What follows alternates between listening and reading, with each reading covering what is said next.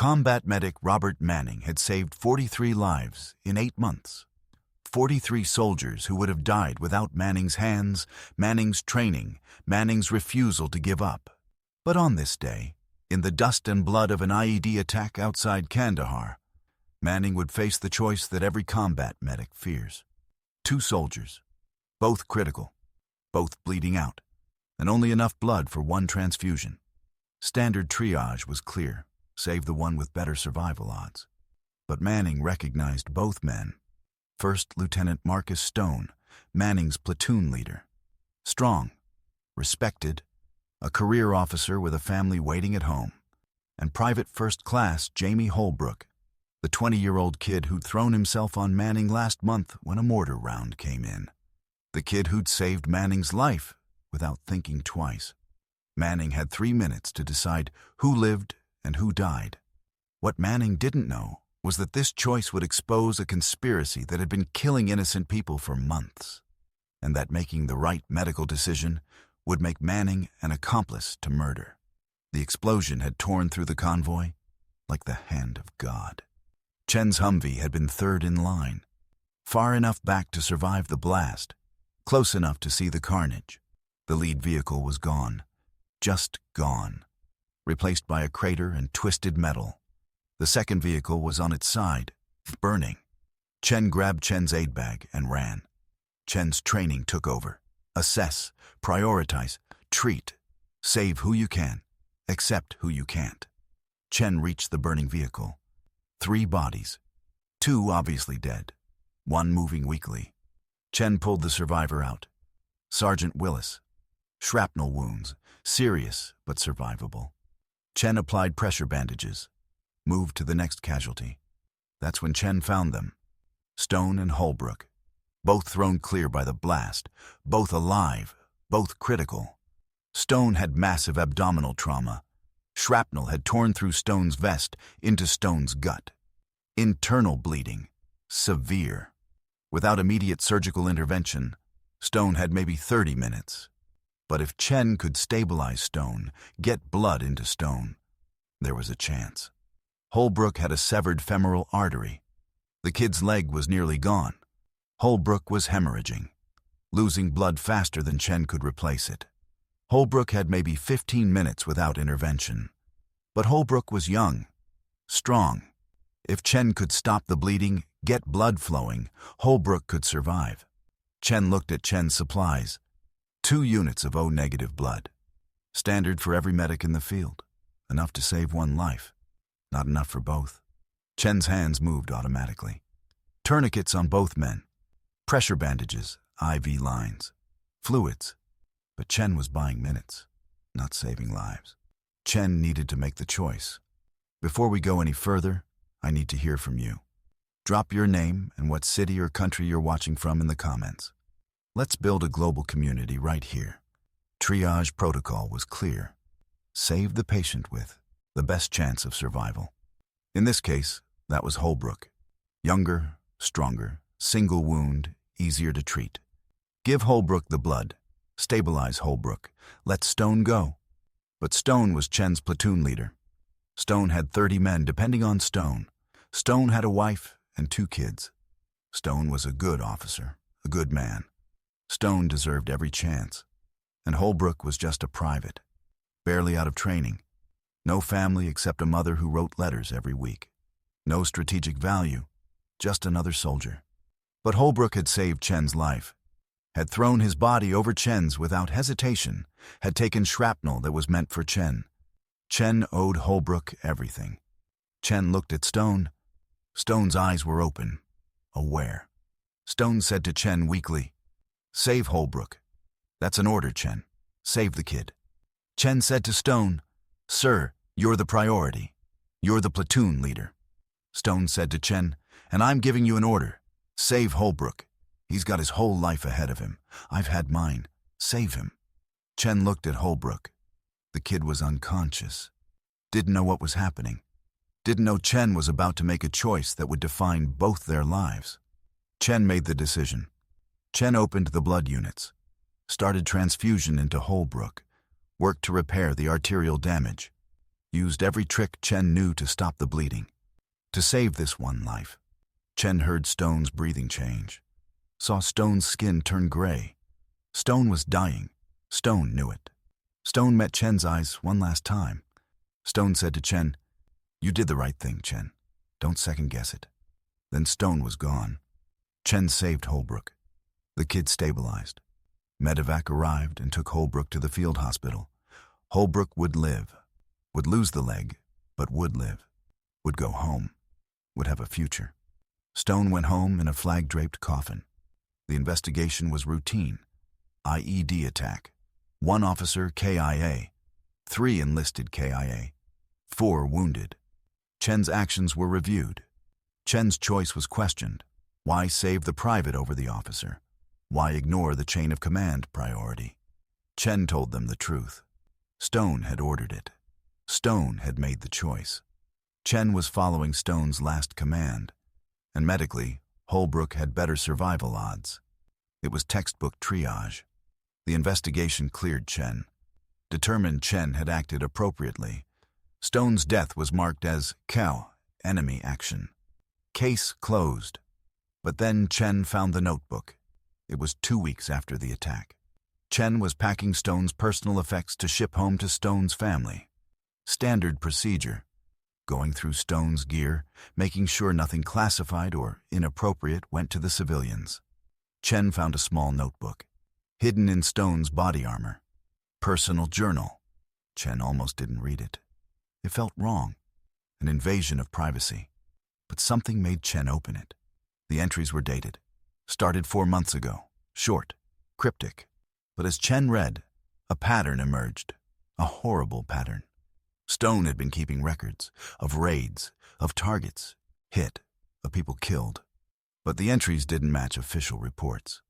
Stone was documenting something else. Something secret.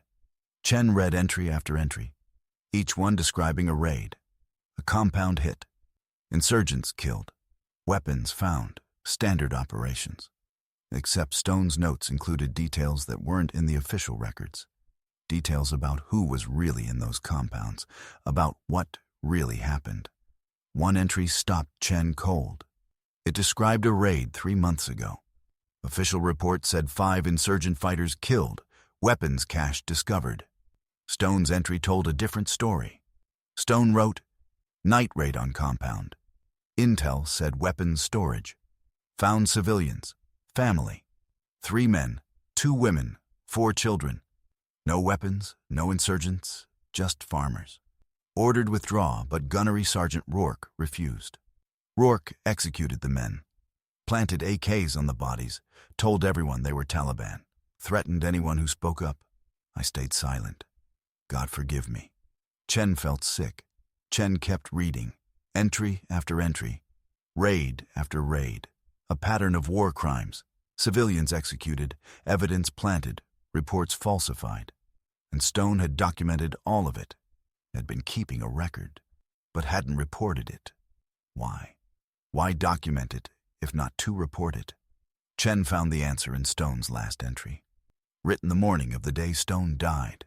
Stone wrote, "I'm done staying silent. 8 months of atrocities. 8 months of watching Rourke and his men murder civilians and call it combat. I've been documenting everything because I was scared. Scared of being disappeared like the others who asked questions. But today, I'm going to report it. Going to take this journal to CID, going to expose everything. Even if it costs me my career, even if it gets me killed. I can't be part of this anymore. Some things are worth dying for." Chen understood. Stone hadn't been killed by an IED. Stone had been killed by his own men. The explosion hadn't been an insurgent attack. It had been a fragging. A deliberate assassination to stop Stone from talking. And Chen had unknowingly been part of it. Had made the choice that ensured Stone would die. Had saved Holbrook instead of Stone. Had let Stone be silenced. Chen felt the world tilt. Chen had to report this. Had to expose what was happening. But Chen also realized the danger. If Rourke and his men had killed Stone, they wouldn't hesitate to kill Chen. Especially now that Chen had the evidence. Chen made copies of the journal, hidden in 3 different locations. Then Chen took the original to Captain Marsh, the company commander. Chen told Marsh everything, showed Marsh the journal, watched Marsh's face turn white. Marsh said to Chen, "This is serious, Chen. You're accusing senior NCOs of murder, of war crimes. You understand what this means?" Chen said to Marsh, "Sir, Stone was going to report this, and he was killed for it. We have to act." Marsh said to Chen, "And if you're wrong? If this journal is just Stone's paranoia? If the IED was really just an insurgent attack?" Chen said to Marsh, "Then we investigate and find nothing. But if I'm right, if this is real, we're sitting on evidence of systematic war crimes. We have to report it." Marsh made a decision. Marsh said to Chen, "I'll contact CID, quietly. We'll investigate. But Chen, you need to be careful. If what you're saying is true, you're now a target. Don't trust anyone. Don't talk about this. And watch your back. If you're finding this story powerful, hit that like button and subscribe for more true stories that need to be told. And let me know in the comments where you're watching from, your name and city." The investigation started quietly. CID sent agents, undercover, posing as support personnel. They interviewed soldiers, reviewed records, examined evidence from the raids Stone had documented. Chen watched Rourke during this time. Gunnery Sergeant Victor Rourke, 15-year Marine, combat veteran, respected by the enlisted, feared by the officers. Rourke ran the platoon's tactical operations, made most of the real decisions. Stone had been the officer in charge, but Rourke had been the power. Rourke seemed normal, confident, professional. If Rourke knew about the investigation, Rourke didn't show it. But Chen caught Rourke watching Chen sometimes. Long looks, calculating. Like Rourke was measuring Chen, deciding something. 3 weeks into the investigation, Chen was called to meet with the CID agents. They had confirmed everything. Stone's journal was accurate.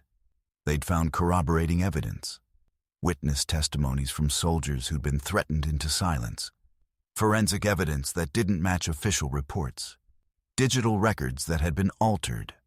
The lead investigator, Agent Simmons, said to Chen, "We have enough to bring charges, war crimes, murder, conspiracy. This is going to be one of the biggest military scandals of the war, and you're going to be the key witness." Chen said to Simmons, "What about protection? If Rourke finds out?" Simmons said to Chen, "We're arresting him tonight, along with 4 others in his circle. By morning, they'll be in custody. You'll be safe." But things didn't go as planned. That evening, before the arrests, Chen received a message, text from an unknown number. It said, "Rooftop midnight. Come alone. Holbrook." Chen hadn't seen Holbrook since the medevac. The kid had been transferred to Germany for surgery, then back to the States for recovery. Why would Holbrook be here? Why would Holbrook want to meet on a rooftop at midnight? Chen showed the message to Agent Simmons. Simmons said to Chen, "It's a trap. Rourke must know about the investigation. This is him trying to eliminate you before we can arrest him." Chen said to Simmons, "Or it's really Holbrook. Maybe he knows something. Maybe he saw something." Simmons said to Chen, "We can't risk it. Stay in your quarters. We'll proceed with the arrests as planned." But Chen couldn't let it go. If it was really Holbrook, if the kid had information, Chen needed to know. Chen made a decision. Chen would go to the meeting, but not alone.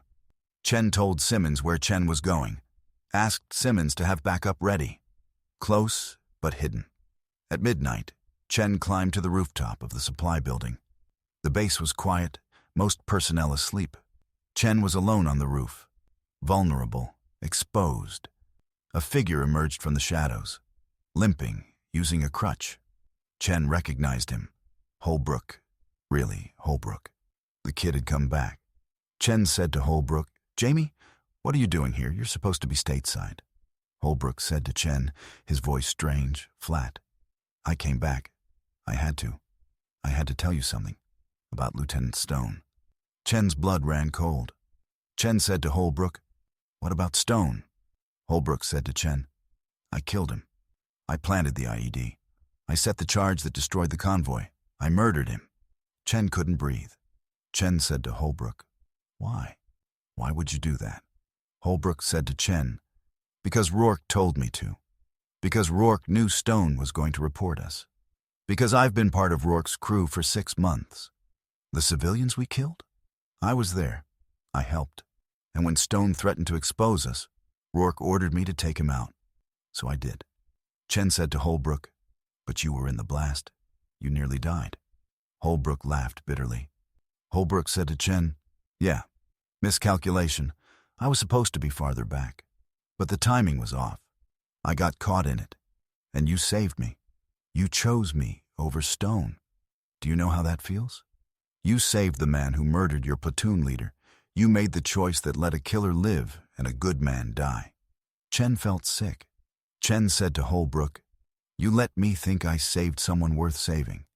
You let me think Stone ordered me to save you." Holbrook said to Chen, "Stone did order it.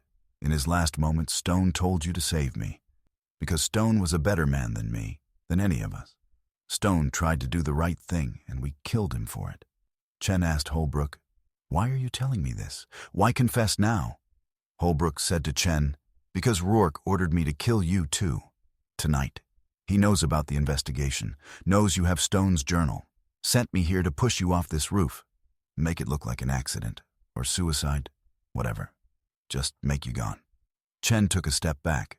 Chen said to Holbrook, "So why haven't you?" Holbrook's face crumpled. Tears in the kid's eyes. Holbrook said to Chen, "Because I'm done. I'm done killing. I'm done being Rourke's weapon. I was just a kid when I got here. Rourke recruited me, made me feel important, made me feel powerful. But I'm not a soldier. I'm a murderer. And I can't do it anymore." Holbrook pulled something from Holbrook's jacket. A pistol. But Holbrook didn't point it at Chen.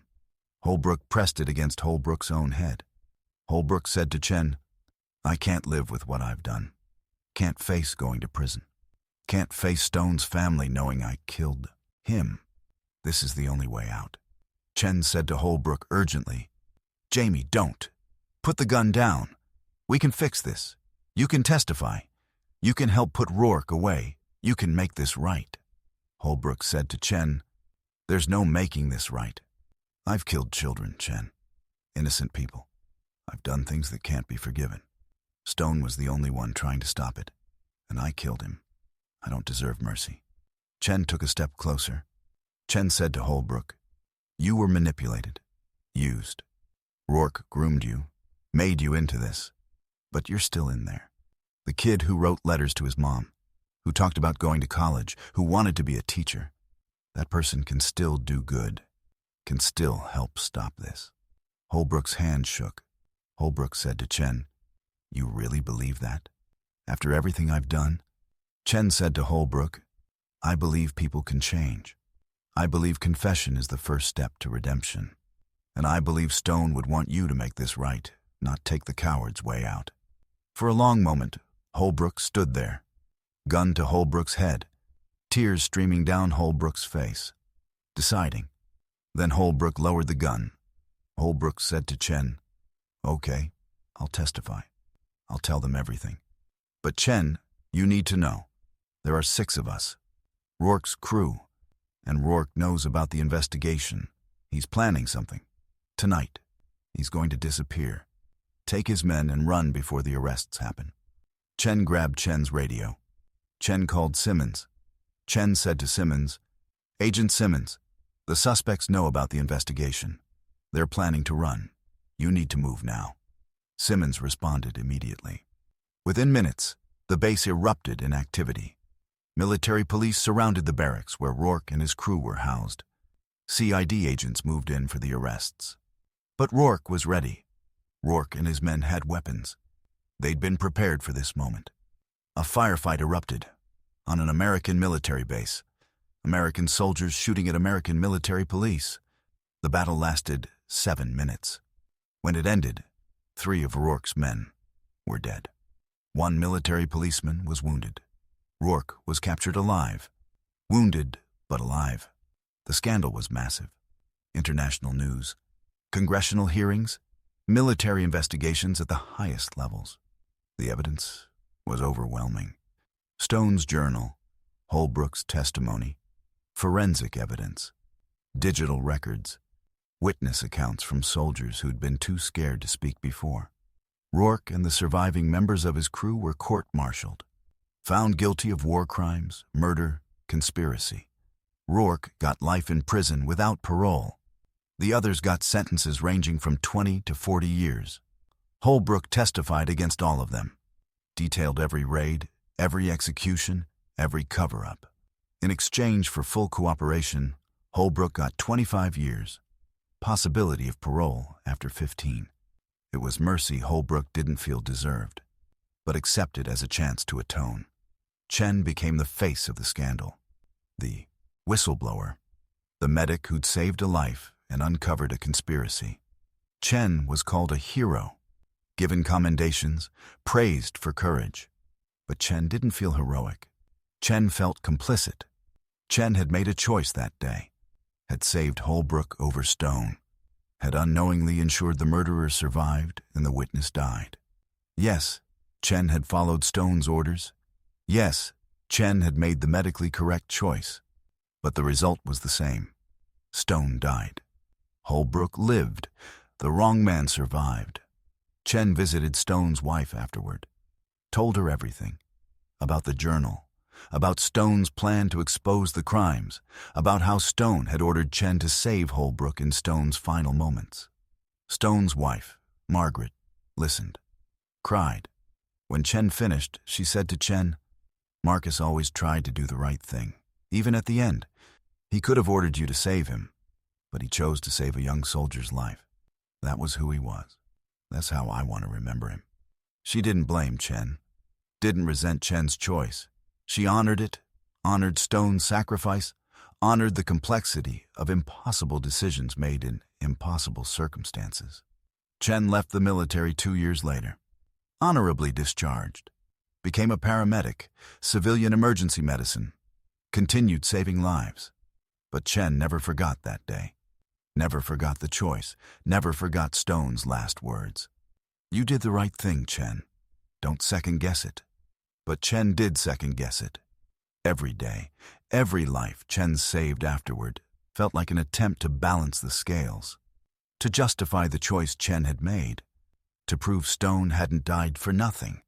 Chen eventually started a foundation, named after Stone, dedicated to exposing military corruption, supporting whistleblowers, protecting soldiers who report crimes, turning Stone's sacrifice into something meaningful, something that honored Stone's memory. Holbrook served his time, 15 years, got parole, came out a different person, broken, remorseful, spent the rest of Holbrook's life working with veterans, counseling young soldiers, warning them about the dangers of following corrupt leaders, using Holbrook's story as a cautionary tale. Chen and Holbrook met once after Holbrook's release. Uncomfortable, painful. Two people forever connected by the worst moment of their lives. They didn't become friends. Couldn't. But they understood each other. Understood that they both carried Stone's death. Both were trying to make it mean something. Chen told Holbrook what Stone's wife had said, about honoring the choice, about remembering Stone's character. Holbrook cried, thanked Chen for the forgiveness Holbrook didn't deserve. They parted knowing they'd probably never speak again, but both carrying a little less weight. Years later, Chen would train other medics, would teach them about triage, about making impossible choices, about living with the decisions that haunt you. Chen would tell them Stone's story, about the officer who ordered his own death to save a young soldier, about the medic who made the right medical choice that exposed a conspiracy. Chen would tell them, sometimes saving one life means condemning another. Sometimes the right medical decision leads to the wrong outcome. Sometimes you save the villain and lose the hero. And sometimes you have to live with that. Carry it. Use it to fuel every life you save afterward. That's the burden medics carry. Not just the responsibility to save lives, but the weight of the choices, the lives you couldn't save. the impossible decisions that define you. Chen saved Holbrook, lost Stone, exposed war crimes, prevented future atrocities, did everything right medically, everything right morally, and still felt the guilt every single day, because that's what it means to be a combat medic, to carry the weight of impossible choices, to live with saving the wrong person, to turn tragedy into purpose, to honor the dead by how you treat the living.